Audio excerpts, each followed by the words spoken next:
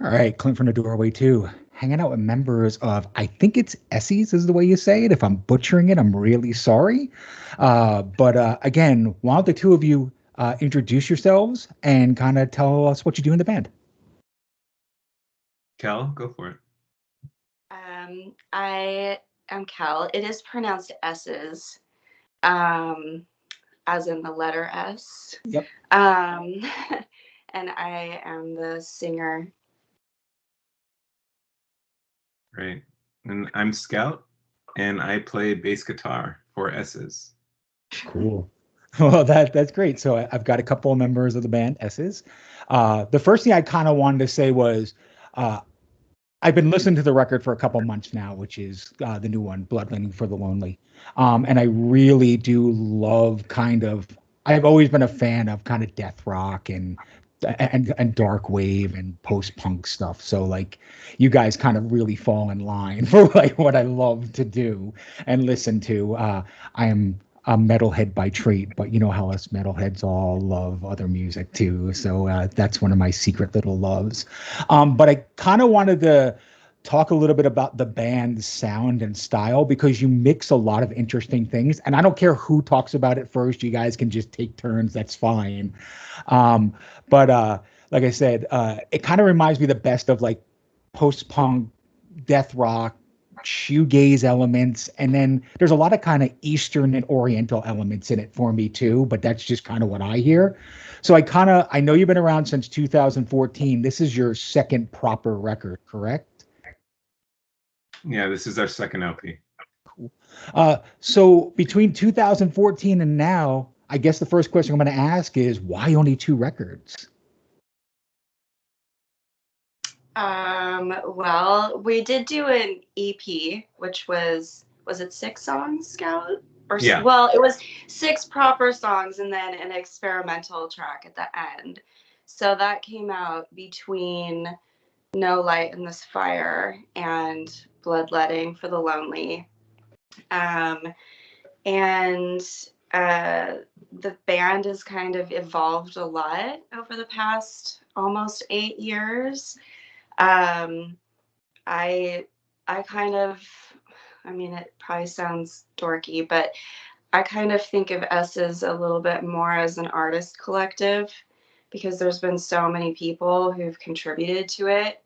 Um, and you know, they people come and go, but then always consider them a part of the band. Mhm. Um, so we spent a lot of time playing out, and when you're playing shows constantly, um, you don't always have a lot of space to write new songs. Like the writing process is a lot slower when you're constantly preparing for shows.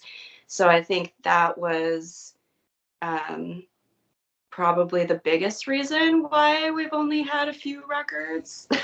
I mean, I don't know, Scout, what do you think? Yeah. Oh, I'm curious, Cal, what did, because I joined the band after No Light in This Fire, which I loved that record when I joined the band.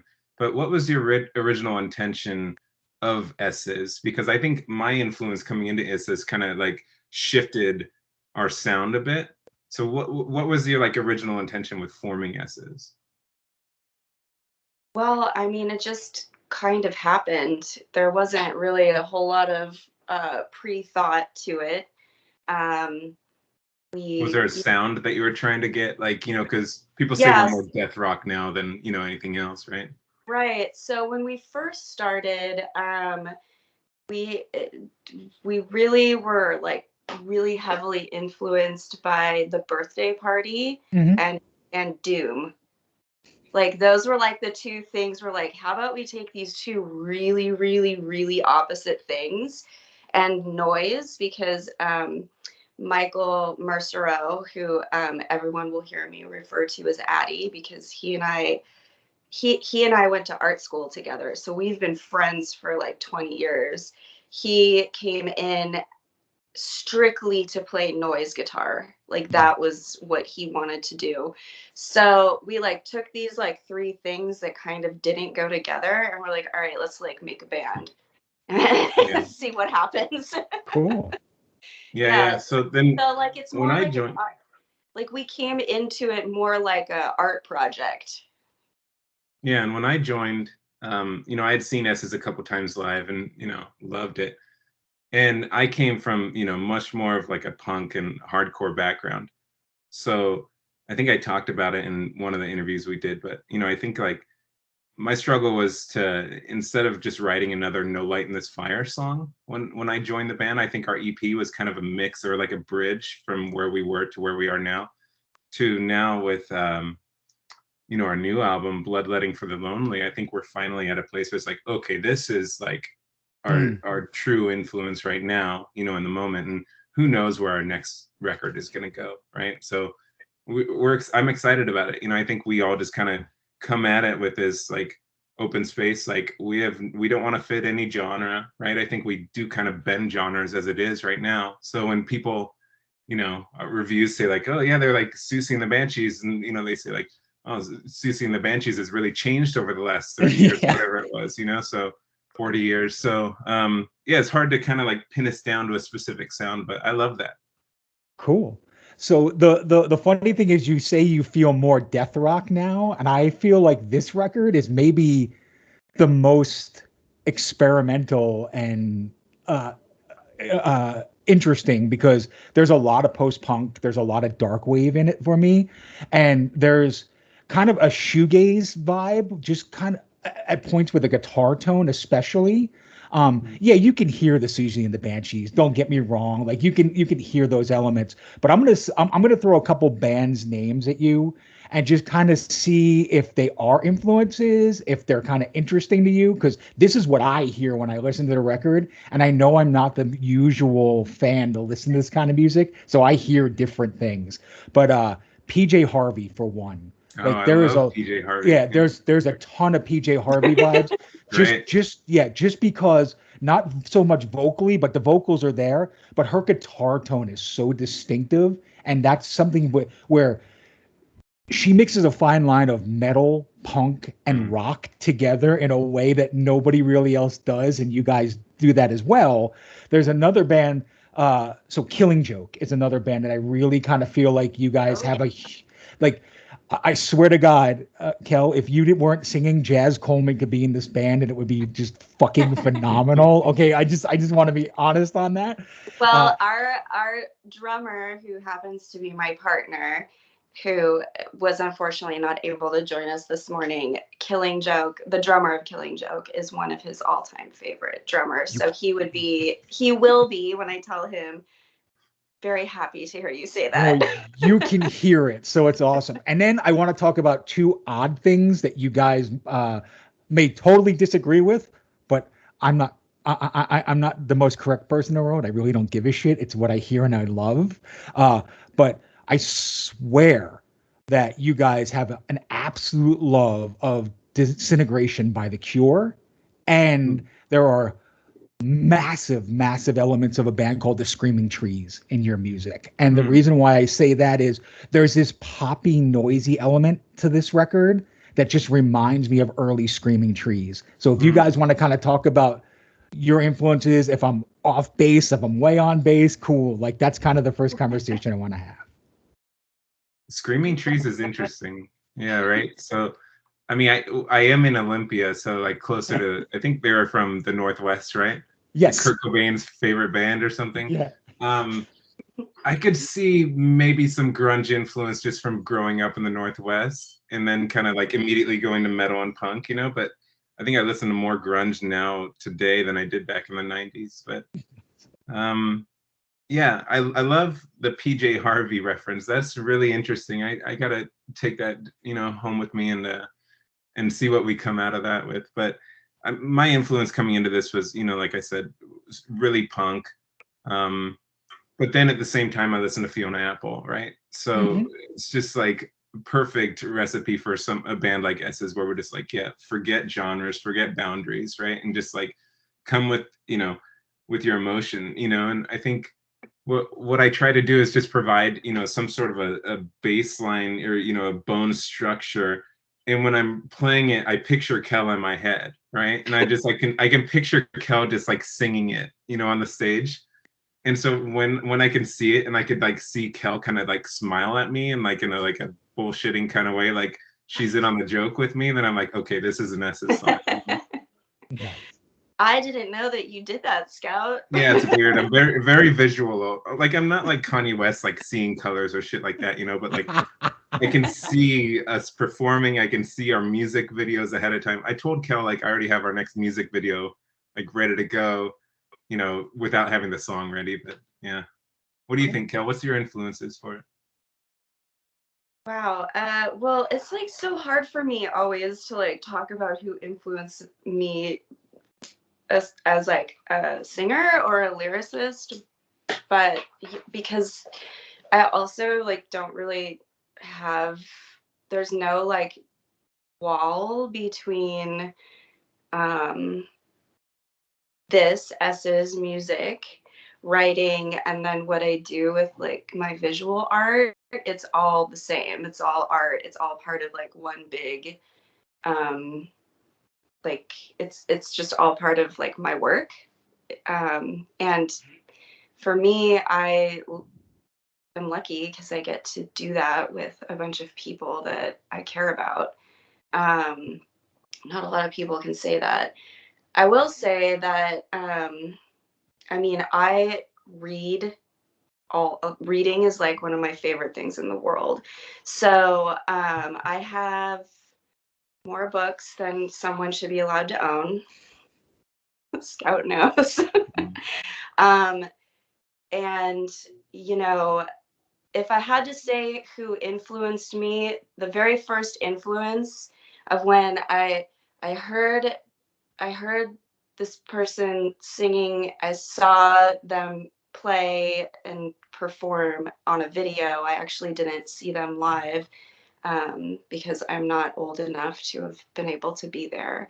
But the very first time it like clicked with me that where I was like, oh, that's what I want to do was sing the birthday party. Nice. Like seeing Nick Cave do that, I was like, I can do that. Nice. If he's allowed to do that, then I should be allowed to do that. Um, and of course, you know, I like all the stuff that you would assume that I would like to listen to. And Right. then I also, my parents were musicians, so you know, I grew up listening to the Stones, and my mom's a classical pianist, and she played Beethoven every night when we'd go to bed. And so it's just, I just really love music. It's one of those things where you you don't need to see it and you don't need to be an expert to understand it. You just need to listen to it and feel it. Yeah. And it doesn't matter what my lyrics say. You don't need to understand me. You need to like take it in and internalize it, and it helps, and art helps you understand yourself.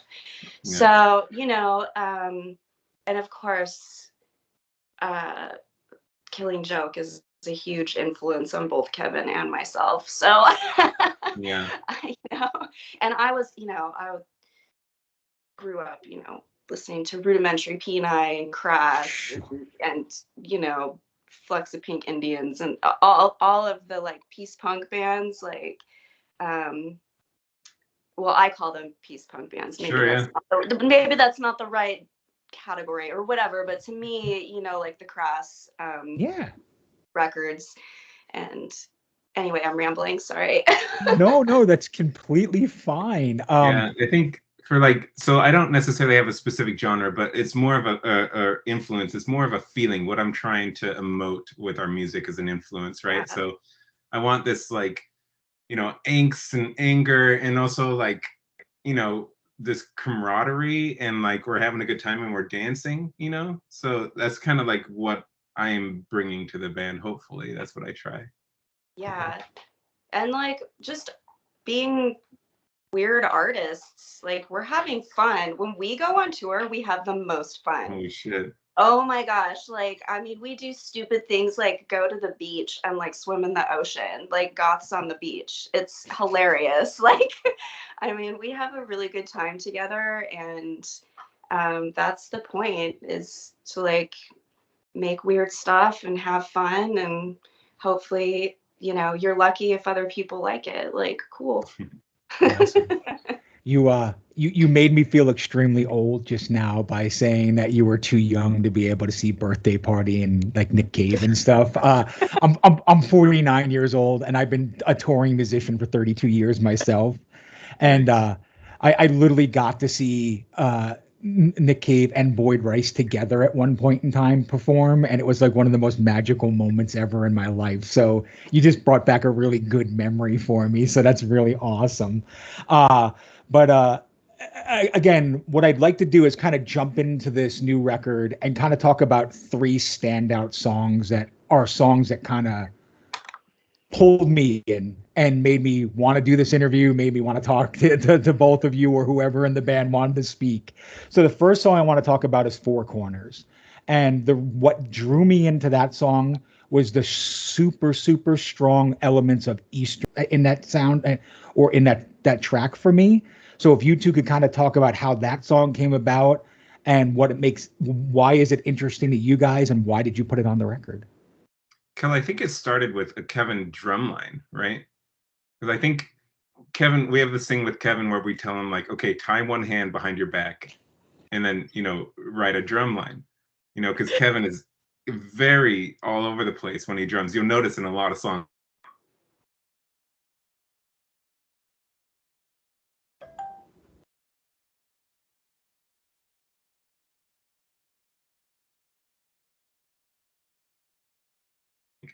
And then I just came in with like, it's a pretty simple bass line, right? For Four Corners. But then what Scott, Scott and Don started to layer on top of it. And I think that's what makes Four Corners so special, is what Scott and Don are doing with their guitars. So my bass line is very simplistic for that, which is sometimes good, right? Mm-hmm. What do you think, Kel? What's Four Corners about that? Sorry, you broke up, Scout. Can you repeat your question? Yeah. For Four Corners, do you remember when we wrote that? Yes. Sort of. I feel like it was so long ago. Yeah, I like to see what's going to happen before I write the lyrics. Like, most of the time I write lyrics as they are putting a song together. So I do a lot of like listening. And Kevin and Scott and I were in a band together for a very long time. And Don and Kevin and I were in completely different band together for a very long time. So I always tend to follow one of those two guitars when I'm singing. And so the guitars, in a way, like, are like another voice. So, although the lyrics, I don't think, to me, have any sort of, cultural influence. They come out of my head based on my own experiences. Um, it's just, the whole process is kind of organic for me and not super mechanical. I don't think about it ahead of time. I hear something in the music and then it translates into a word, and then I just go. Mm-hmm. Yeah. And then there's like 15 different versions of the lyrics. So like it's Yeah. very rare that what I start out with is what you end up with. That only happened on one song on the entire album. Yeah. And I you could wrote it in see the minute, and that was that.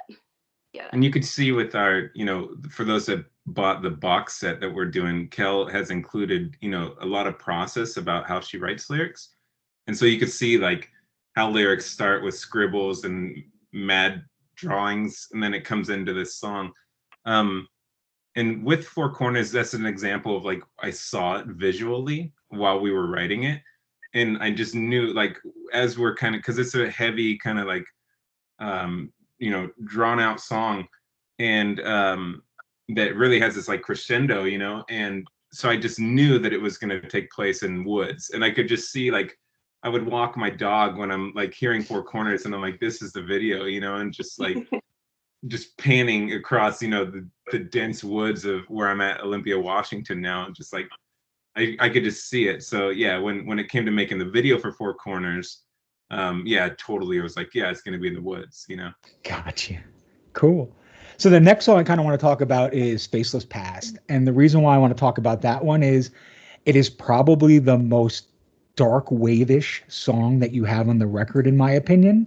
And I really do dig dark wave music in kind of the Project Records kind of vibe, like where it mixes punk, shoegaze, and dark wave together.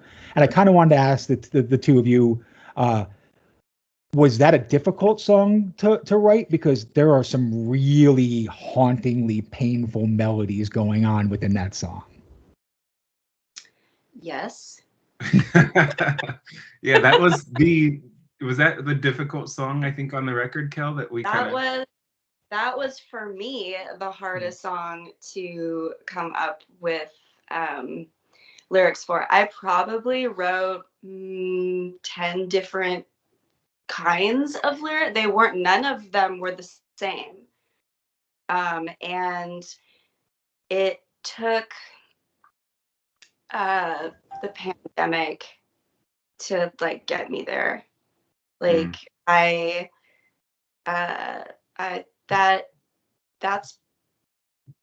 song was it was a really hard song for me to sing to. Also because I found myself like tripping up and following the like basic structure of the song too much, which I personally didn't want to do. But yeah, if Scott were here, he'd be cracking up because we spent a lot of time recording and re-recording and re-recording that song. Yes, Scott recorded the record, so I can imagine what, you know, he thinks of our record at this point after hearing and mastering everything. Yeah. He would probably have some pretty funny things to say about recording that song. Yeah. That song is interesting. I remember we called it initially like the David Lynch song or something, right? And we like, I just imagine it, yeah, being out of Twin Peaks, right? And so just some of those scenes from Twin Peaks.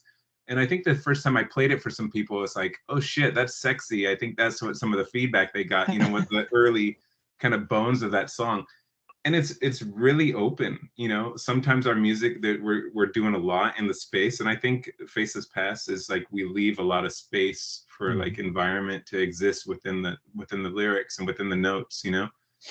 Yeah, Kel, I could tell that's probably a hard song in a few different ways, you know. I think it almost didn't even make the record, right? Am I right? We were close to like not including it, or we just kind of wrapped it up at the end. We because I was just having such a hard time like bringing whatever, you know, like what I felt into the song. It was very difficult. It's also one of the only songs on this record that we have never played live. We've never played the song live, and they had all played it together as a group, but I had never sang with them on this song. And it's hard to gauge the energy of what a song is going to become when you've never done it with your band live, even in a practice space. So, yeah, I actually love this song now. I think it will, if we ever play it live, it will be a difficult one to do because I'm going to have to like get back into the mindset that I was in, because the song that you hear on the record, I rewrote the lyrics in Scott's studio, went back in and sang it, and he was like, that's the one. Yeah, I don't think we even heard it. Like we did it like one more time. That was after like a lot of takes. Heading into recording, had we heard you sing it before? I don't know if we did. We kind of just had this like blank slate going in and recording it. And then when we heard what Kel came up with, I think I texted you like, holy shit. Yeah. You know, like, Nice job. Sometimes I can surprise people. I'm glad it made it to the record because it's my hands down favorite track on the whole record, and Oh, that's interesting. I'd be really disappointed if it wasn't there. But if it wasn't there, I wouldn't know. So, but I'm glad I'm glad it was there. So the The last song I video want to too talk, for like Kristen Kofer did that video, right? So Yeah. yeah, so that's a special video. Well, we haven't released that yet, but I think it's on the near horizon here. Yeah. cool. So the last song I want to talk about is the last song on the record. It's Schism, and I wanted to kind of talk about the video and the song itself. Uh, Maybe I'm overthinking this, but I feel like speaking with the two of you, I'm not going to overspeak this in any way, shape, or form, because artistically we have kind of similar mindsets, which is nice. But you can feel the darkness and the sorrow in this song, and I would probably say it's the closest thing that, as a metal fan, that I would play my metal fan friends to get you into this band. Yeah. And uh, there is just some kind of underlying darkness that I'm not, it scares me at times, especially vocally, what's going on there. So if you could kind of talk about this song and the video and everything all kind of in one. And this is probably the one with the strongest noise rock kind of vibes to me as well too. So maybe that's why it draws to me, because I'm an old and rep like Jesus Lizard and Tar fan and stuff like that. And it kind of gives me that vibe as well too. But if you could talk about that song, please. Kel, I giggled when you mentioned Schism because we're going from like Faceless Past being a difficult song and then like, oh hey, let's talk about all your trauma. You know? Aww. But You yeah. first. You Oh, first. yeah. So Schism was definitely one, and we wanted it last on the album for a reason, right? And it just belonged there. And I think so Schism was maybe one of the first tracks that we wrote for this new record. We had played it live a number of times before recording it. It started out like, I think on Easter Sunday, I wrote this really nasty bass riff with like all the distortion in the world, you know, and I called it Zombie Jesus, you know, because of, you know. Oh my God, I forgot about that. Right? What's fun about Esses is we record all the songs that we're writing it and then we name them, you know, like some is like that new song or whatever, that fast punk new song, you know, and then other ones get names like Zombie Jesus or like David Lynch Sexy as Fuck or something. Oh my God, that was what we called it on my phone. Yeah. Yeah, so Schism, I just wrote it in like, you know, I brought it to everyone, and I do agree. I think it's the most like No Light in This Fire, right? Because it reminds me of songs, you know, on that record with that kind of heavy bass, you know. But you know, when it all came together, there was one moment that Kel and I talk about where we were playing at Return to the Batcave Festival, and like everyone is sick as a dog on this tour, right? We're just like, I got the worst virus. Someone coughed in my face as walking through an airport, and I forget. Oh my God. It was disgusting.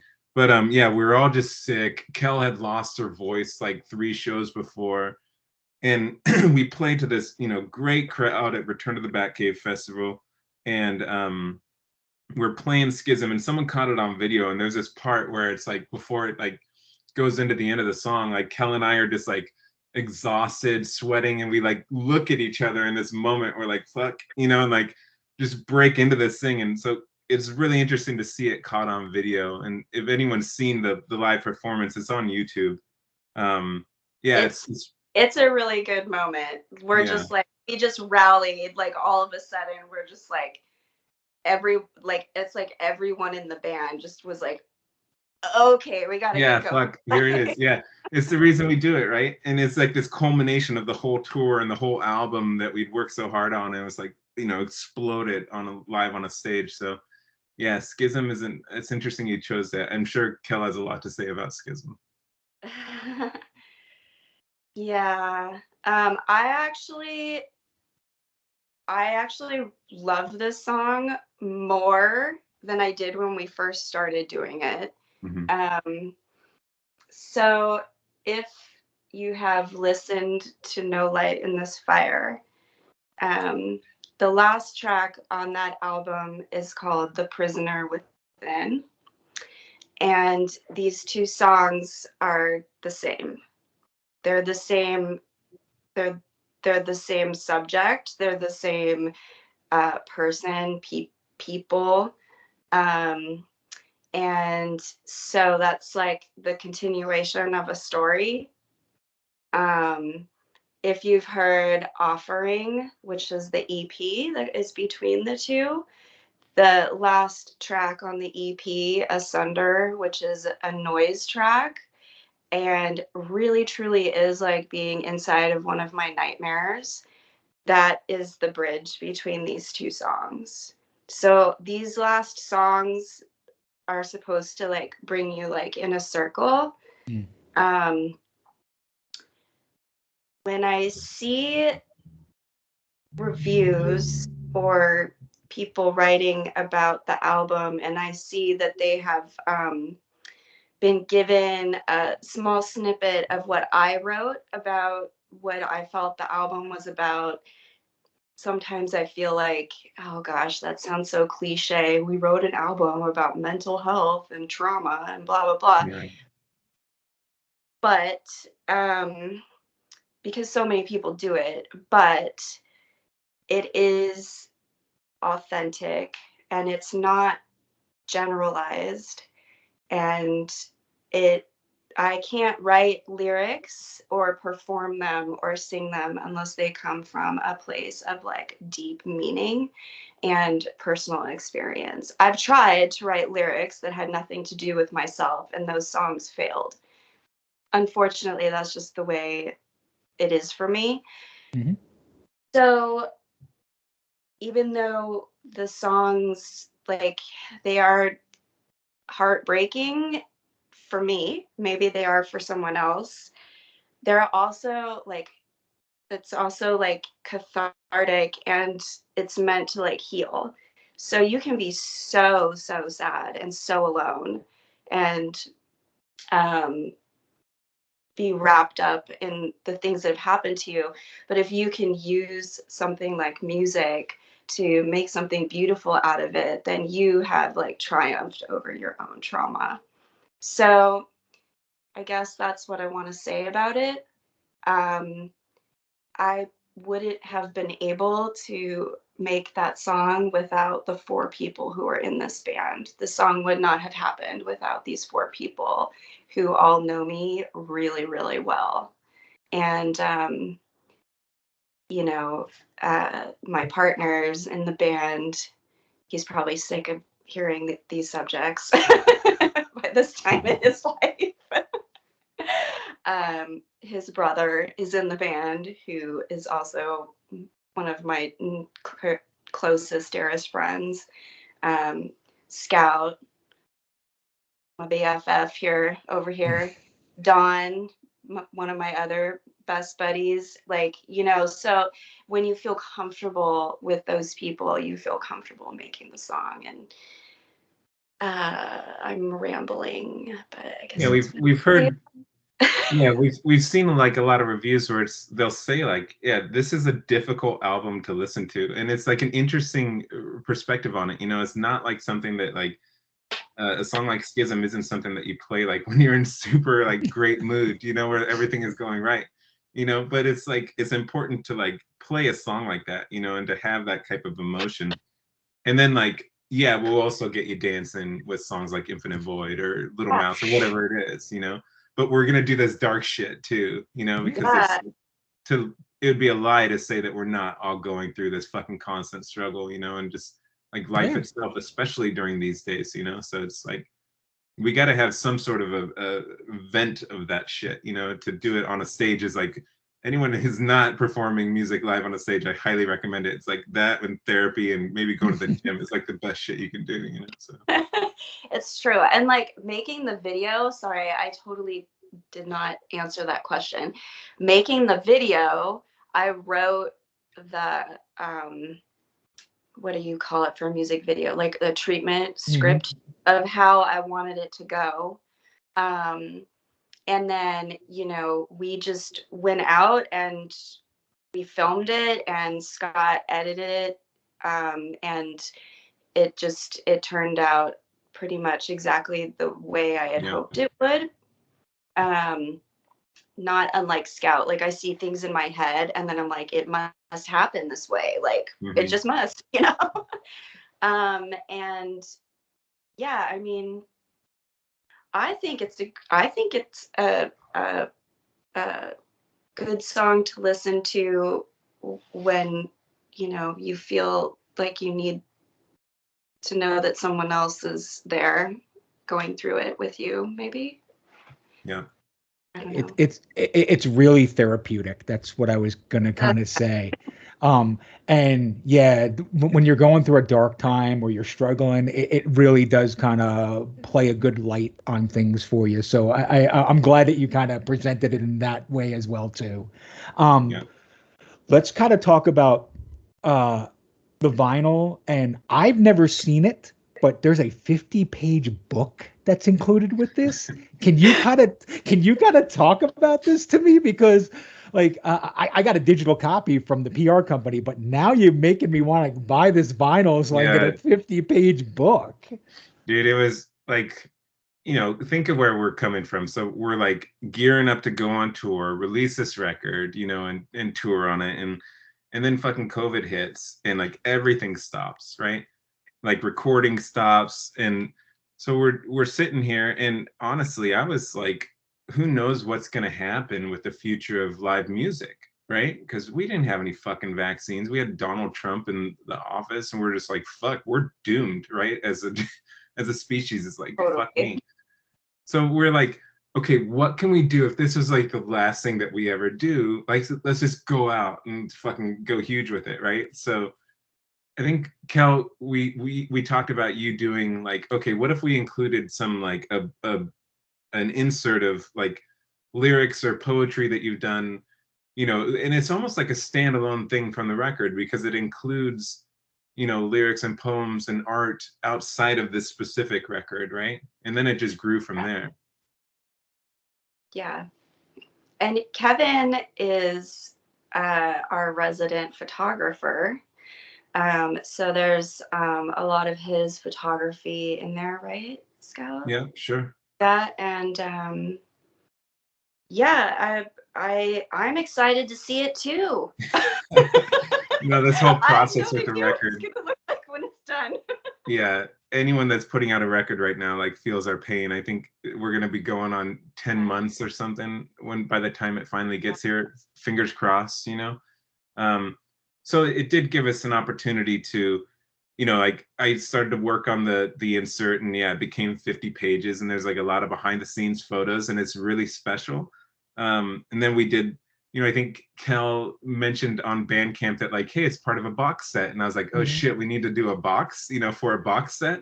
So then like I designed a box, and that turned out really fucking rad. So, and then when we did the visual album, so like if you look at everything as like a whole package, what we did with this album is like, fuck, we're like Pink Floyd over here, you know. And then like, what's next for us, Kel? What are we gonna do? Like a virtual reality concert? I don't know. Like, where do we go from here? I think we go back to like a tape cassette.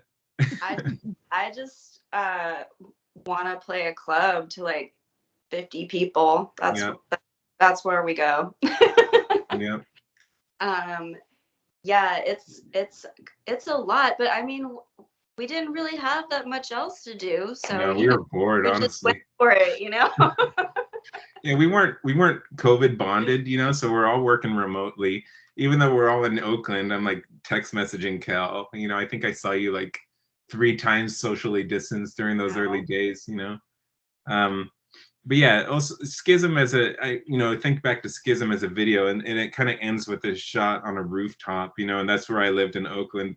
And so like, you know, Kel and I and Kev, you know, we all moved out of Oakland, and just to kind of end with that kind of scene of it like panning up, you know, and Kel just like kind of standing there. It was really like special as like a nod to Oakland and where this sound came from, and all the people in that, you know, in that scene that really supported, you know, to what we are today, you know. So it's almost like a nod, a tip of the hat to Oakland there. Cool. So I'm just gonna kind of throw some feedback on it too, because when I watch it and I listen to that song, I don't know if you're from Oakland, so you probably are fans, but it reminds me of early Neurosis. Like that's kind of like fuck what yeah. it, yeah, that's what it kind of like Peace of Mind and Souls at Zero period, uh, kind of Neurosis, like right before they became this huge band. And if you were in the know, you were in the know. The music reminds me very much of that. But then again, you said rudimentary peni, and like I think that's a common point for a lot of the bands in Oakland. Like they either went a metal route or they went this kind of death rock, kind of punk rock route, and you can hear it. Like Neurosis is the best of both worlds because early on they are that punk rock band, and then they kind of went more metallic, and now they kind of came back. With this record, I listened to it. I feel like there's a whole lot of layers throughout your career. Like you can hear the beginning of the record, the middle of the record, the end of the record. There's a whole you've influenced a lot of different music inside this record to make it your own. And you've added a lot of what San Francisco and Oakland was, because I've toured there as well too. And again, I'm not correct in any way. That is a fucking crazy place to play. Like it is Yeah. like every time I've played there, it's either been the best show or the worst show ever. Yeah. There is no middle ground. And like I said, I've done shows solo with Steve Von Till there, and I've done shows with like crazy hardcore bands there, and it really doesn't matter. It just depends on the night and the crowd there. So do you feel that Oakland really made the band what it is? Because I feel like there's a collective of bands there that they may not all sound the same. They, in their heart, are very much brothers and sisters. Yeah. I mean, Kevin and I moved to Oakland in 2001. So we lived there 20 years. It was incredibly difficult to leave. I will say that. Um, like we basically grew up there and Mhm. became like musicians there. And I think anyone that has been in an underground band, regardless of the genre, but in an underground band in the Bay Area, we all know each other. Mhm. We've all, we all support each other. Um, it's a hard place. Yeah. Um, it's a hard place to live, to be an artist, to be a musician, especially now. COVID aside, it's and of course being from there and um, most the majority of our performances have been in the Bay Area. Of course, it's a huge influence, and it is what made Esses what Esses is. Yeah. Um, in combination with who the five of us are. Yeah. Yeah. 100%, Kel. I think, so first of all, if there is a band where when we're writing a song, I say like, I want to write a song like Neurosis is fucking one of those bands, So like, thank you for like picking up on that. I remember Yeah. telling Dawn like, let's do like a fucking early Neurosis song. So right on for that. I hope Dawn Yeah, sees this and is like, woohoo! yeah. Some of Dawn's guitar riffs on those, I'm just like, I remember sitting down on a stool with her and just like, fuck yes, that's it. Just like that, just do that the whole song. Um, yeah. Regards to Oakland, like if when I listen to the record, I like remember exactly where we were when we wrote it. The first time we played it, like the people that were in the crowds, the supporting bands, it's just such a special place, and it was incredibly difficult to leave, and it's a fucking difficult place to survive, right? You could survive, but you can't thrive, and just like uh, it's the housing, just everything from so fucking tough. And so when I think about my friends who are still there, and I just fucking root for them, because Sure. I just know that struggle in just so many different ways that you're impacted. and the city really needs to support art. And when you look at San Francisco and Oakland now, it's not built for artists. It's built for these fucking techies and who just cashed in on their IPO, and it's all bullshit. So yeah, I'm rooting for everyone to keep that scene alive. And like, I know we're gonna play. We left Oakland, but if you asked us, we went through an interesting process of like changing our like Instagram name from like Esses Oakland to like Esses, and there's like some way it's like, no, we're from Oakland, like this band was formed in Oakland, I'm not like leaving that at all. Mhm. If anything, now we're just like, we exist sporadically throughout the West Coast, right? Yeah. We exist on the Yeah, western half of the United States. yeah. Makes We are a sense. West Coast band. Yeah, no, that makes complete sense. So I kind of want to ask, two separate record labels, one doing vinyl, one doing CDs. Like, was there a reason behind that? Was there a need behind that, or was it just something that, you know, worked out best for it? So Batcave Productions in Poland doing the vinyl, and then is it Atakra? I'm not sure how you say it, but like they're doing they're doing the CD. Why the two separate labels? Why the split? If I could just kind of know. Well, actually, Atakra was Sam Atakra um, supported the vinyl, Mm-hmm. and Right. Batcave is releasing the CDs in Europe as well as a limited run of vinyls in Europe. Yeah. Atakra Records and Sam have supported every single band I have ever been in. He has put out every single first EP or record that I've ever sang on. And he very generously offered to be involved in this record as well. So I owe him like a lifetime's worth of gratitude and thanks. Very supportive of our music and the music scene in Oakland as well. He used to live in the Bay Area, and now he's lived in New Mexico. I want to say maybe a little over a decade, but very, very supportive. I believe he put out the first Phantom Limbs EP, put out Black Ice's first EP. So he's done a lot. And Tomas from Return to the Batcave wanted to also be involved, and very generously offered to basically do a co-release with. So it's kind of the best of both worlds, we are able to have all these different ways to put out our music and have it both here in the States and over in Europe. And it's much easier for people in Europe to get the music if it's there, I mean, just shipping something from here over there alone right now is just completely unaffordable for anyone.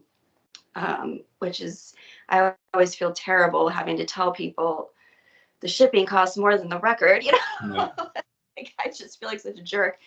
So that's basically how it happened. And we played Return to the Batcave Festival right before COVID, right before putting the record out. So that's how we came onto his radar. So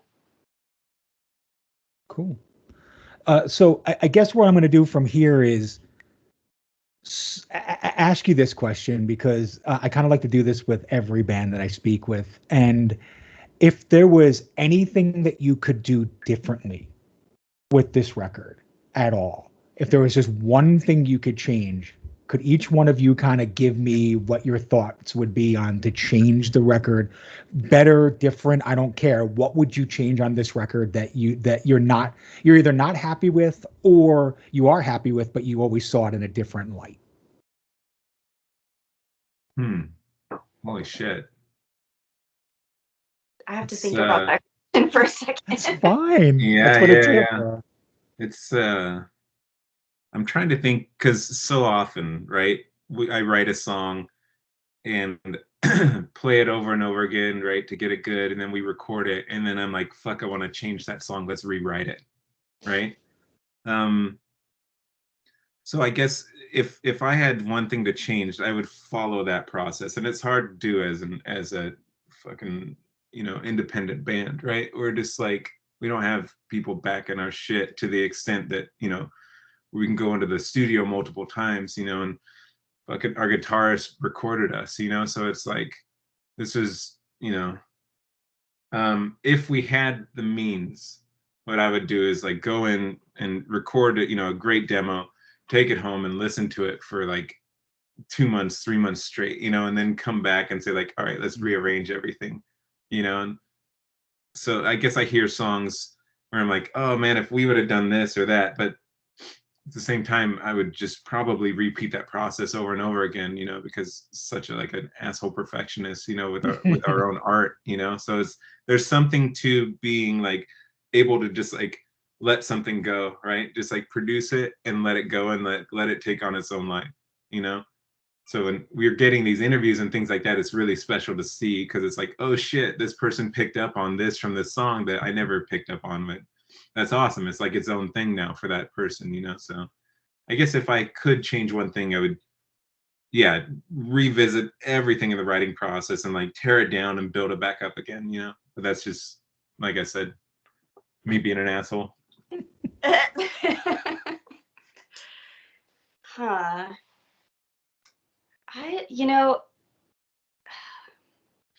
I don't know what I would change about the album, but I do know what I would change about my attitude towards the album when we were in the middle of it. And, for many years, I managed this band alone, and was such a taskmaster about everything. Like, just, we got to do, we got to get it, we got to do this, we got to do that, we got to get this going, we got to get that going. And the last year and a half, more than year and a half, I don't know, has really had me reflect on that I should have been thinking a little bit more in the moment. Mm-hmm. And so if I could change anything, I think obviously if there was no pandemic, I would just give everyone in my band a big hug and say, look at what you did. You're so amazing. We were so amazing together when we could like be together. And that's what making, I think, this record right now taught me, is to like slow down and enjoy what we're doing.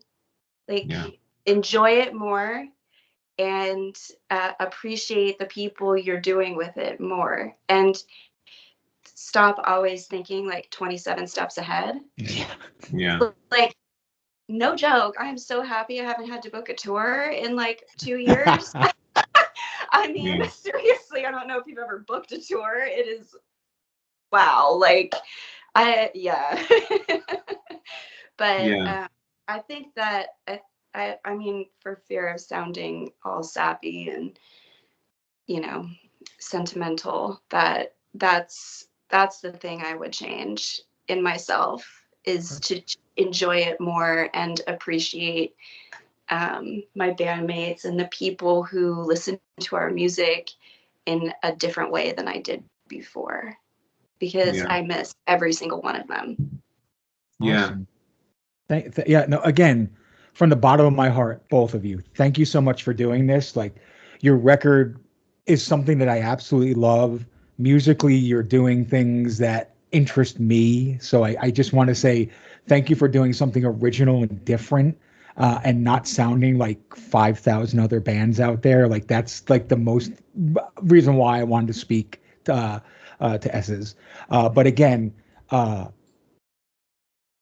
if there's anything that I can ever do here in Arizona for you, like you guys let me know, because I feel like it's kindred spirits, even though this is the first time I've met you guys. It's just musically, ideologically, like I have the same sorrow, the same pain inside. I've done the same recording.